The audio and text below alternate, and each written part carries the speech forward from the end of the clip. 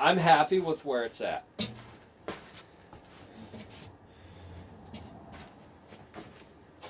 So I'm just going to mark for my pins and then take it apart. And again, we just mark our little dummy holes. And we're going to go past the inside line so that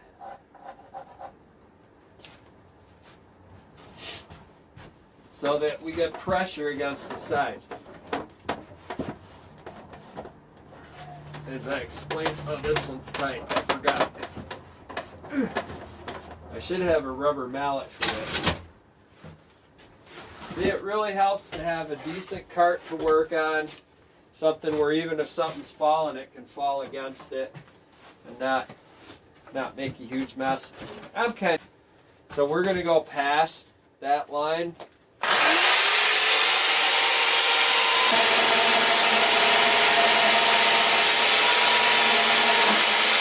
That's the one part of wood that you don't want the pin touching when it squeezes together.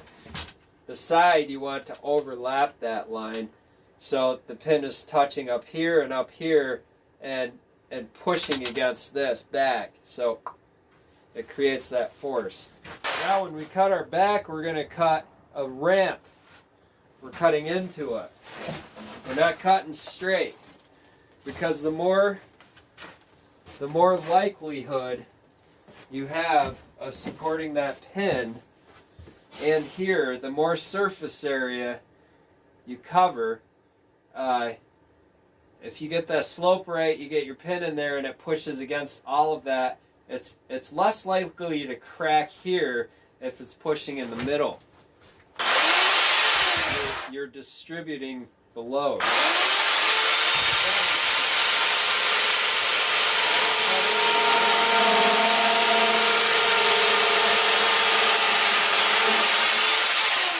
We're not going to make these pins very big for the top.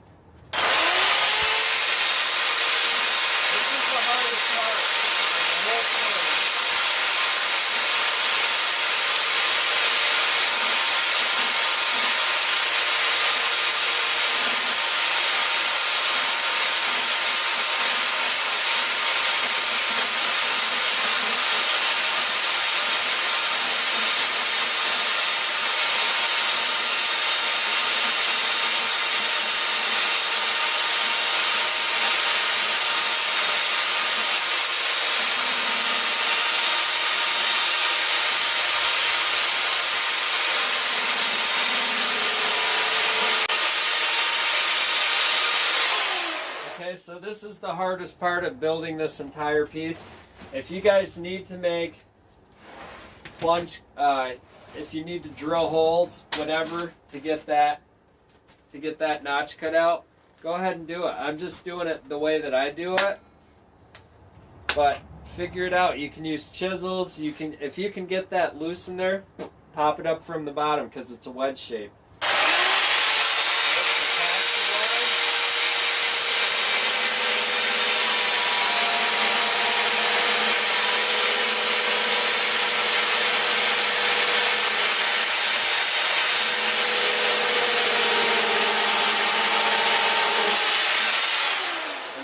To keep my hole small because I want to save as much wood around that as possible.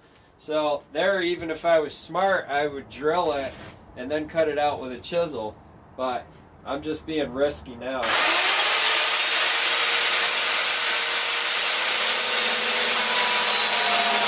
Because this is the dangerous part right here.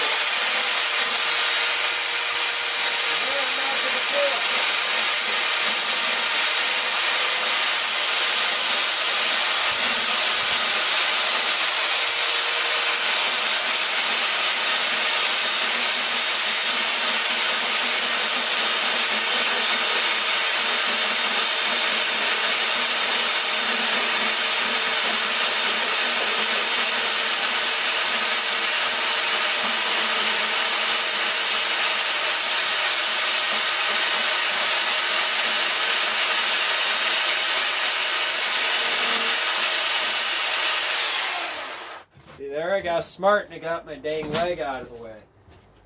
So we know we're good. we know we're good for all this now. Just cut notch holes. And then we're going to make pins after we're done cutting notch holes. Here too, if I were smart,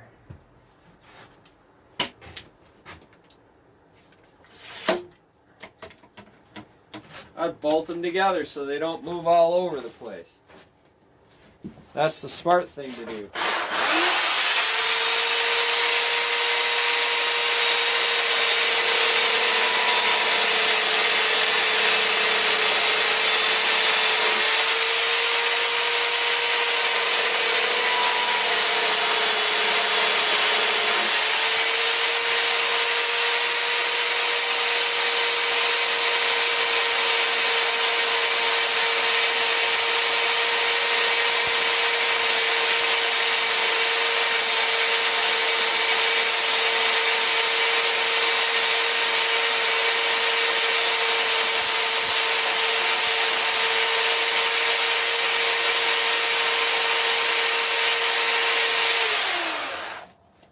Now the beauty of this is if you have a real thin piece here that's going to be fragile with that pin, you can do anything on the outside to saddle it. You can make 2 blocks of wood that screw together like this, or that notch together actually somehow, and it would look artistic.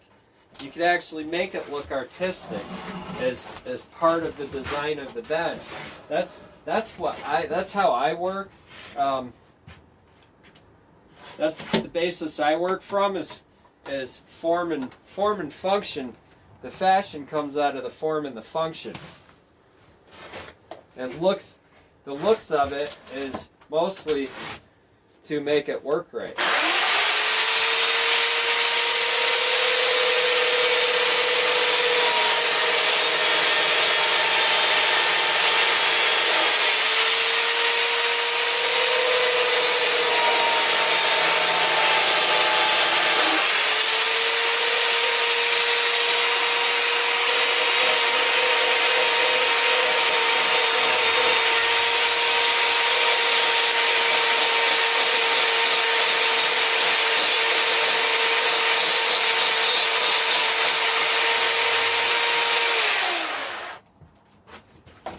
Oh, there we go.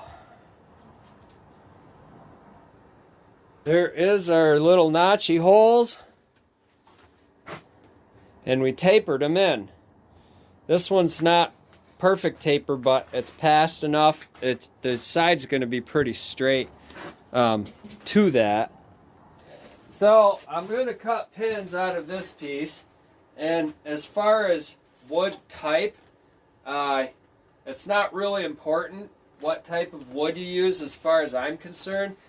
And think of it this way, if your pins are a harder wood, they're going to actually exert more pressure, more rigid pressure on the edges of your sides and your ends. But it also may alleviate cracking because a harder wood will fit in there and lock in easier. A softer wood is going to require more persuasion, but it's also going to be a little bit more forgiving. So that's up to you. I make them out of whatever I have pretty much.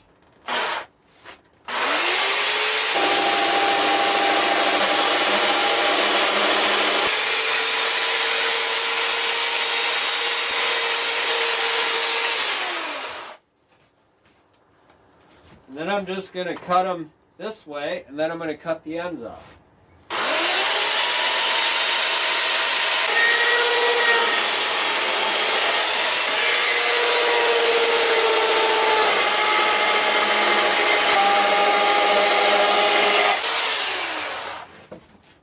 There we have 3 pins. Well, two and a half.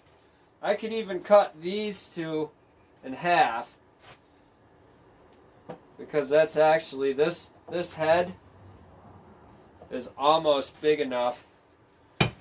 That piece was almost big enough for that hole with the extra. I did cut these a little bit too steep You want pins that are going to drop all the way in. So now we can cut this side off and see how they line up.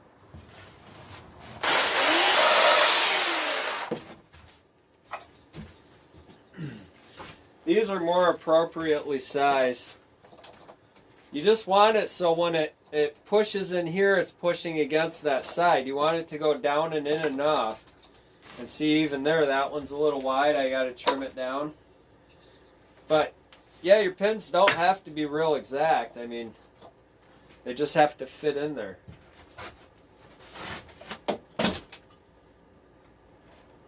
So the other thing that you can do, the only thing we want to do with the pins is taper them in on one side so they fit in the hole better.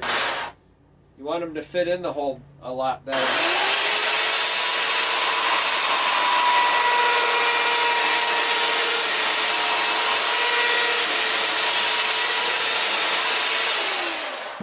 You can be picky. See that one, that's going to lock in real nice. You can be really picky and you can make all your pins perfect size. You can do whatever you want here. Me, I don't really mind. When I'm sitting there watching my TV, eating my ramen noodles, and looking at my nice bookshelf I built, I'm not going to sit there and sweat the small details. I'm going to be happy that it's built. And that's what's great about this project, because I'm going to sand all these anyway before I put oil on them. But that's what I love about this project, is the entire project is going to end up in my house. It's mine. I'm building it for me. And it's something that I've always wanted.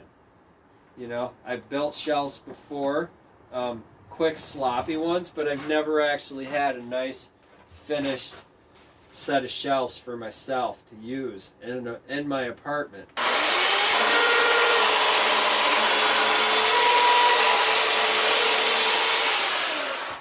So this, for me, I mean, this is the culmination of my artwork.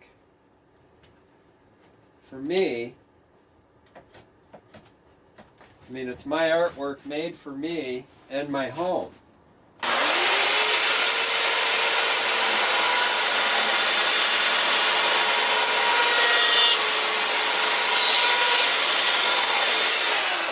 Which I never get to do, guys. So this is the best part of it.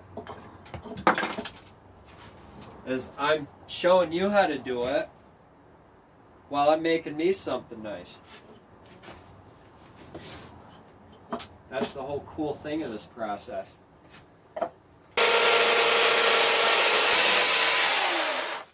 And see, I flatten the ends of my pins because I need to hit them out. I need to knock them out with the hammer to get them out. I think that's going to work pretty good. I hope it's going to work pretty good. This whole process, there's nothing that I don't like about doing this. I don't feel rushed. I'm not rushing. I'm not going to rush for you guys. I'm not going to rush on this for anybody because I like doing it too much. This I enjoy.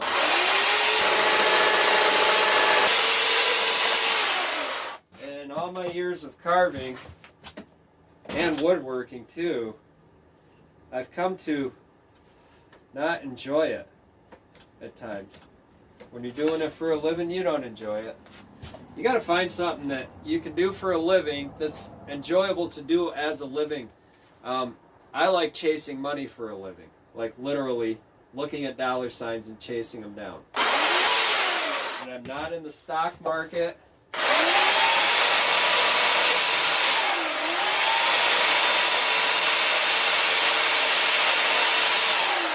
I'm not any kind of special genius.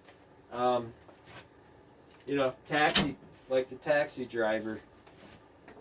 Be a taxi driver, because when you're a taxi driver, you're looking at dollar signs all day and you're chasing them down. That's what you're doing driving a taxi for a living.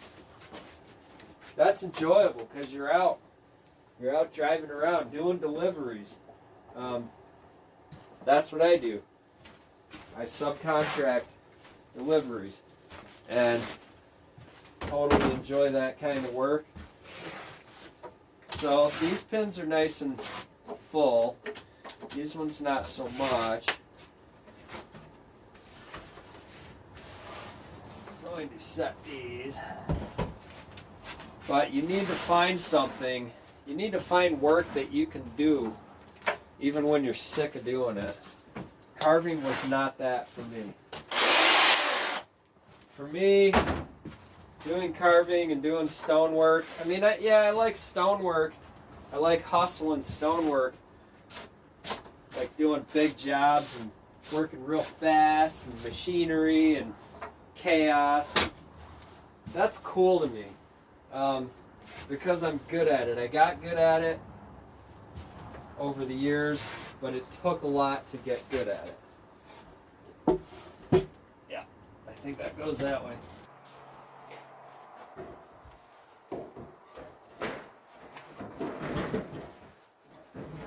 Now, I really enjoy making videos about this stuff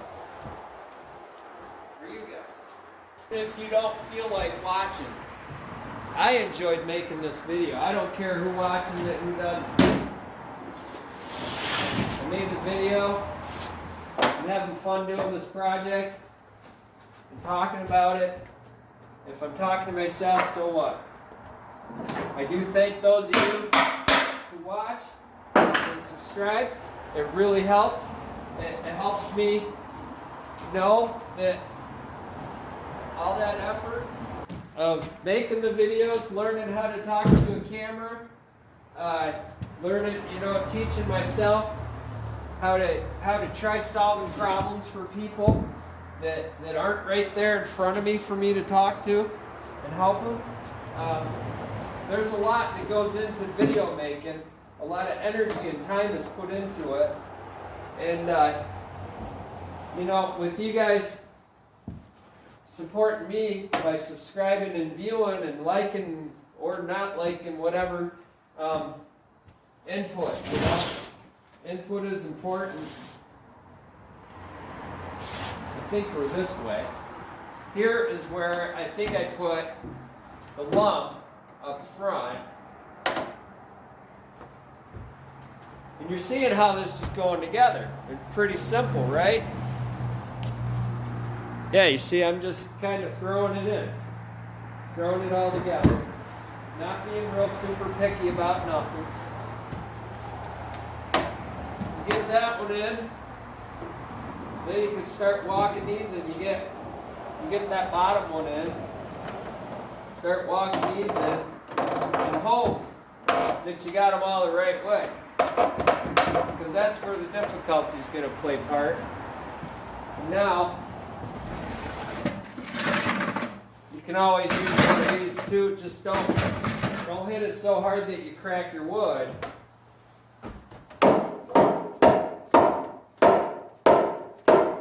Just take your time. Take your time putting them in there. And as I'm doing this, I put a pin in there. Right? Just drop one in there. Now, the problem here is that tenon is not going to accommodate any of these pins as far as I can see.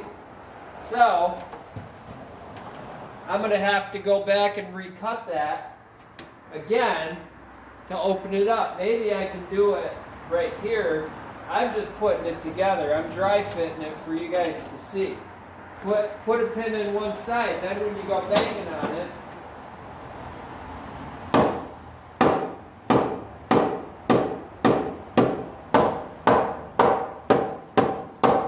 See how I'm banging on it, nothing's moving over there.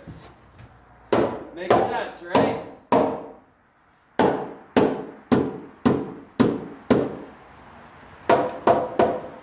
A little bit at a time.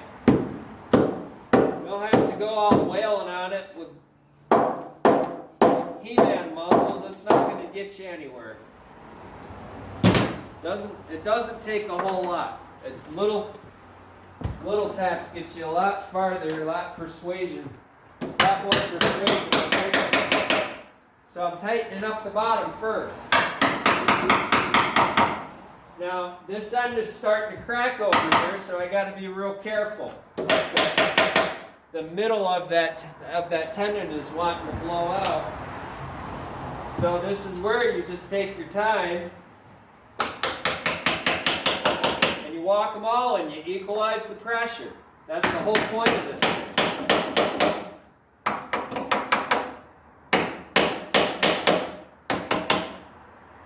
It's like the spokes on a bike wheel. The thing I will say about hardwood pieces is as you tap on them over the years, as you tap on them more often and abuse them, they're going to hold up better.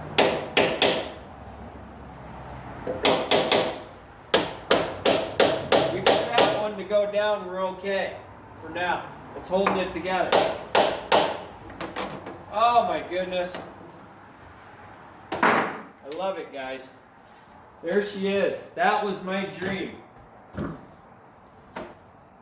This was my dream piece for this month. It was actually my dream piece for the winter. I sat and thought about it all winter long. Thought about, how I was going to fit everything together. And there she is.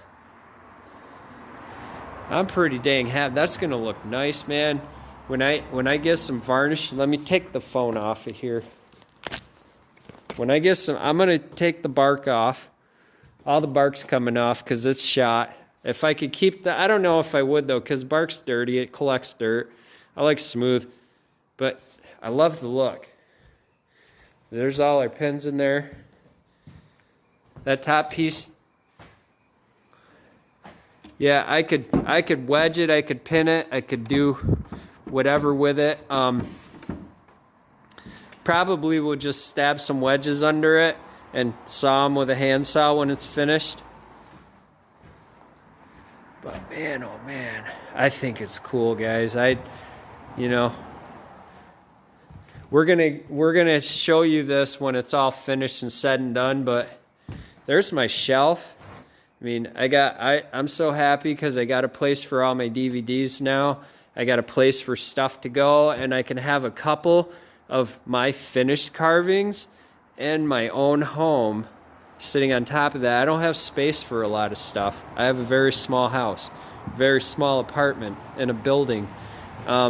So even there, with this design, I can take this in pieces and parts and put it together. There's my DVDs. I got about 100 of them, so they're gonna fit right in there perfect, all the way across. And of course, what I did to check for that was just this. I did that. I mocked everything up. So I'm excited. I mean, yeah. Thanks for hanging out, guys. This has been fun. I like doing these fun projects for you guys and with you guys. Like and subscribe. Tell your friends. Bring them over. Watch me build saws. I can tell you stuff about saws. I like working on saws too. I know I don't get a lot of views on those videos. Probably won't get a lot of views on this one because of that same thing. When I do things I like, a lot of people get bored with it. So there you have it. See you next time.